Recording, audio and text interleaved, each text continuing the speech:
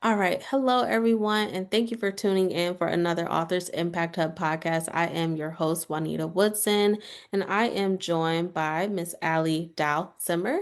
And I always allow the authors to do their own introductions. I always say I don't think that anyone can say who we are better than ourselves. So before we get started, Allie, I'd love for you to introduce yourself in about 30 seconds.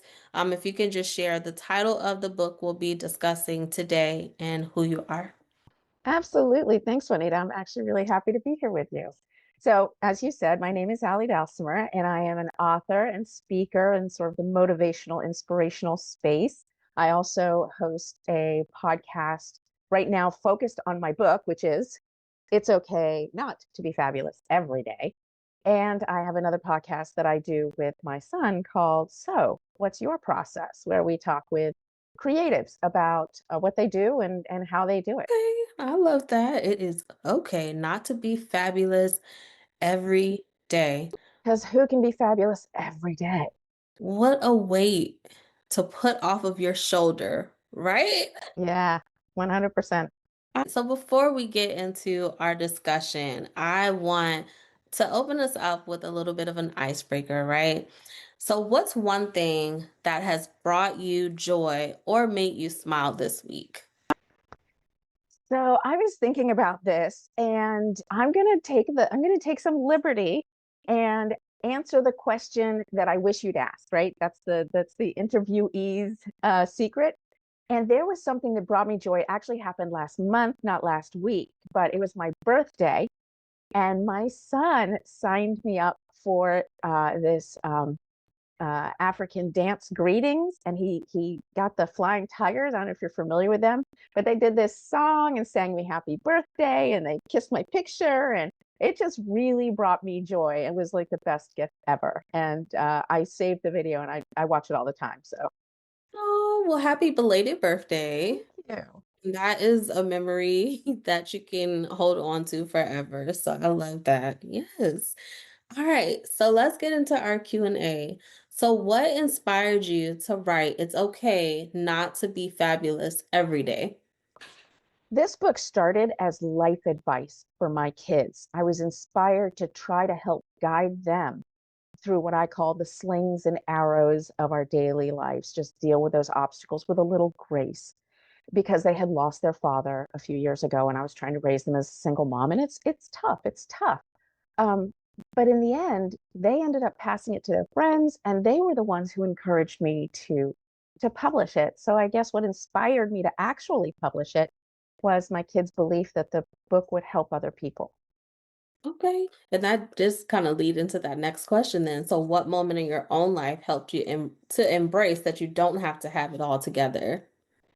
You know, it's funny because I do talk in the book about a moment that happened, but recently I've been, it's the time of year where we reflect on things, right? We've all been reflecting on the year past, the year to come, that kind of thing. And I realized there was actually a moment where um, it happened a few months ago where I was feeling really overwhelmed by everything that I had on my plate. I was doing all these things, and I'm like, I'm not doing any of them well, and going on and on and on. And my son actually pulled me aside and he said, "Mama, you don't have to be fabulous every day." And I was like, right? I don't. And so that really is a moment that I have come back to since then because we are the worst at taking our own advice. And so for me, that has become my moment where I've realized I don't have to be fabulous every day. Yes, absolutely. I love that. And I've been learning to not carry what is not mine too, right? That has Right. definitely helped me in life as well. So you blend humor with vulnerability. How does that help you connect with your readers? Yeah. You know, there's a saying about if you don't laugh about it, you'll just cry all the time. And my book is very much, it's been referred to as uh, a memoir in a way. And because it's a very personal book, I include a lot of very personal stories in there. And so I'm not sure that I intentionally think about how humor, vulnerability, these things, but I think what helps connect with the readers is that I'm talking about my life, my experiences, or some that are related to me relatives of mine or my children or just anecdotes that have happened. And we're all the same at the macro level. We all experience grief and loss and joy and fear, anxiety, major life changes. And by sharing my experiences, I think people can relate to that because they can then look at that and go, you know what? I also lost my mom. Or, wow, I also had kids who, you know, left for college and I'm alone, or whatever the case may be. And I think that that's what makes the book relatable, is because people can see themselves in it. Yeah, my son is getting ready to graduate in May, so Uh-huh. Yeah, I'm getting yeah. to I was experience. I was good for about 2 weeks. I was good for about 2 weeks. I was like, yay, no dishes, no laundry. This is awesome. And then I was like, I was so sad. Oh, that is getting I'm going through that, like, "Oh my Mhm. gosh, what am I going to do?" So, absolutely. So, what is one misconception about self-acceptance that your book addresses? That it's a one and done, that it's just boom, it's done. Because self-acceptance is really hard, especially for those of us who have really suffered with low self-esteem or other issues. And it's a process, it's a journey. The subtitle of the book is A Journey to Self-Discovery. And each of these little chapters, so my book is formatted that you've got a little quote and then just 2 or 3 pages of text, just provides an anecdote or a little story. It's very bite-sized and easily digestible. And once you travel those stepping stones and go on that journey, you'll be on your way to that process. But I think that's the big misconception. People are like, oh, I'll never do it because I can't do it. It's like, well, no, it's hard. You've spent, how old are you? Right? You spent 30 years getting to this Right. point. You're not going to poof change things in a day or a week or a month.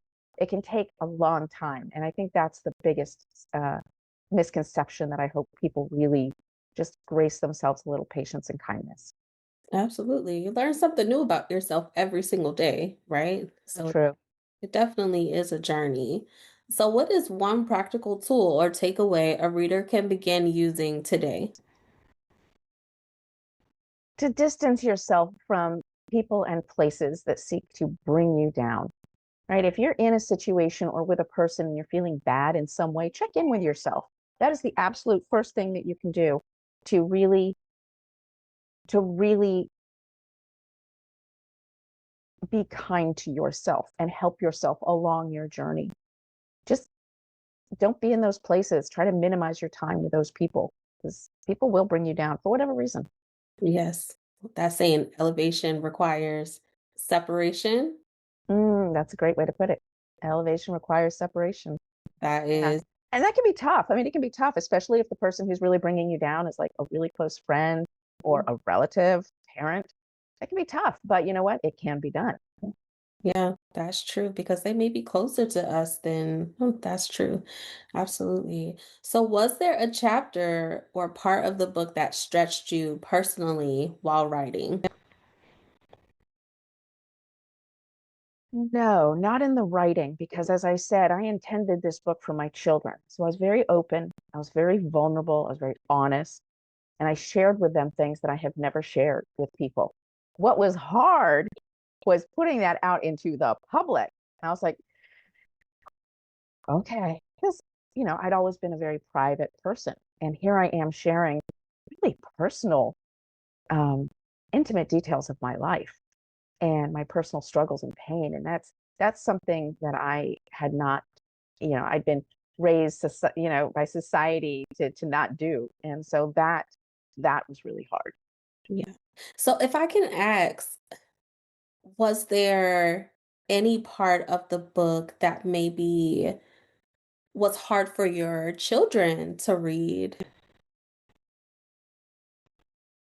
They didn't express it to me, and I didn't specifically ask. Okay. Um, they both separately told me they really appreciated my honesty and they were really surprised. And I remember my daughter giving me a really big hug and being like, Good. I had no idea that you were going through all this, Good. about something that was in there. So, Yeah. but no, no, they Good. didn't express that. Perfect, because I know when you're writing about the personal things that it can sometimes, and they wanted you to write and to publish it. It can sometimes be, hard for our children or our family members to take some of what we share in our books? I wanted to ask that question just to follow up because you said it didn't stretch you personally. So I wonder what impact it may have had on some of the personal things that you wrote about in the book. So what do you hope someone who is feeling overwhelmed or not fabulous gains from reading your book? Because everyone should feel fabulous. I think that what they gain is, despite my title, I convey that everyone is fabulous, and Yeah. you need to embrace your perfect imperfections, because we are all wonderfully unique and imperfect. Yeah. And that those traits, those quirks and foibles, are what make us special. And so the big thing that I would hope people would take away is the message that you already have everything you need inside of you to be successful. And I define success as really loving who you are, what you're doing, and who you're doing it with. And if you view success in that way, we already have what we need inside of us. It's not something we need to attain from somewhere else. Yes, absolutely. So, with the awards and recognition your book has received, how has that affirmed your journey as an author so far? Yeah, that's an interesting question. So, definitely the first couple of words, I was like, yes, Mm. I'm validated as an author. My book has value and merit. It's awesome. But as the awards kept coming in, and I've received a number of them, they don't really have any intrinsic value to me as an author. Not that I don't love saying award-winning author. You're Like, reading right? I'm never going to tire of that. Um, but I think what it does do is it validates the merit of my work and its contents to the reader.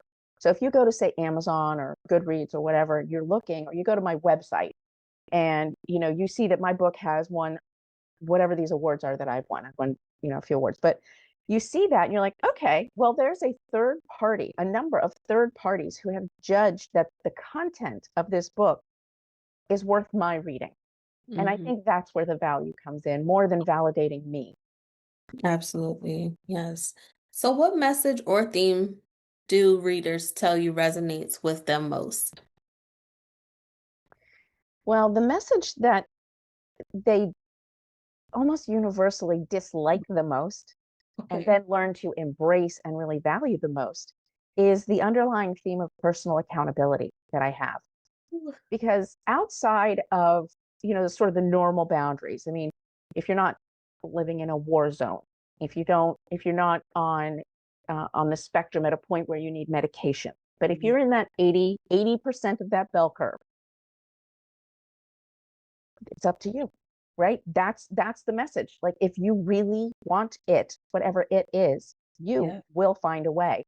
And that is a message that people push back on at first, and then when they come to sort of go through the book and really embrace it, and I add a little addendum at the end that, as it's a little work sheet that you can go through, and then they come to really embrace that, yes, they can do, and it is them. And that's the message that I think resonates most. Yes, absolutely. That is my thing, Miss Allie. I am big on like personal self accountability. I'm really big on that. It is always you, right? We are It not is. we are just not victims. I'm just so big on just living a life of being victorious, right? That is what I see. 100%. I love that. Victorious. I love that. Yes. And we have small victories every day, every little thing. Yeah. One of the things that a lot of us, of course, struggle to do is like lose weight, right? We all want to lose weight. And yeah, it's like, I really want that mochaccino. But you know what? If you like, what? I'm not having it. Celebrate. Like, what an awesome victory, right? That's a huge victory right there, that you chose not to do that. You chose yourself over your immediate gratification. You chose your long-term goal. So I think I love that, right? Those We need to be small victorious in our wins. own lives. Yeah, Yes, absolutely. They add up over time and before you know it, you've reached your health goal, right? that's right. Yes, absolutely. So how can listeners connect with you on social media And then where can they purchase your books? Yes, I'm most active on Instagram. You can find me on all the social media platforms at my name, Allie Dalsimer. That's Dalsimer.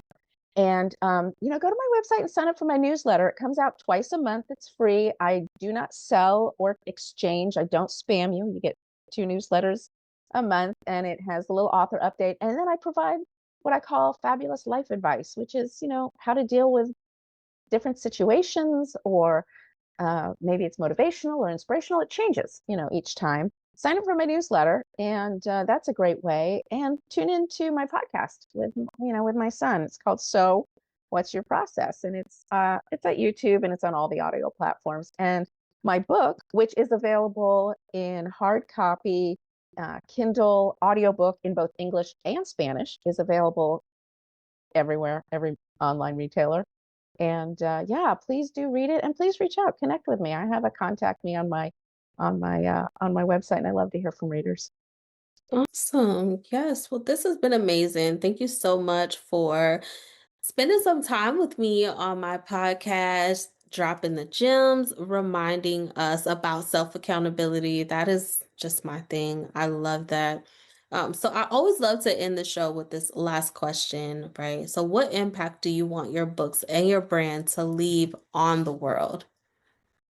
I want people to know that no matter what anyone else has said, they are worthy, and you are worthy, and your dreams are worthwhile.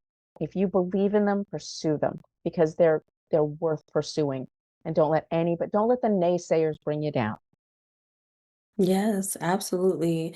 Well, listeners, make sure that you go and you connect with Miss Allie. She has two podcasts that you can tune into. Subscribe to her newsletter, comes out twice a month. Make sure that you subscribe to the Authors Impact Hub podcast. When you listen to this episode, I always love to leave this reminder. Share a takeaway from this episode, something that resonated with you. Leave that comment. Share this episode with someone who needs to hear it. And then make sure that you subscribe, like, and share. Until next time, make sure that you stay tuned for the next episode. Take care.